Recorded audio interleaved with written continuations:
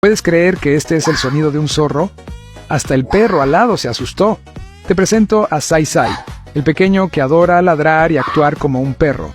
Creciendo con perros, está convencido de que él es uno de ellos. Ha dominado el arte de cuidar la casa y perfeccionado su ladrido. Y cuando Sai Sai ladra, es una sorpresa cada vez.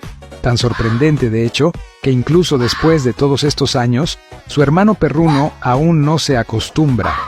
Harto, el hermano perro intenta hacer que se calle. Mientras tanto, Sai Sai está cavando en la tierra con su trasero en el aire, completamente ajeno a que es un zorro.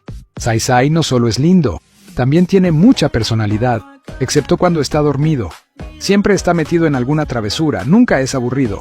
Un fan incluso sugirió conseguir otro zorro para enseñarle a Sai Sai cómo sonar como uno.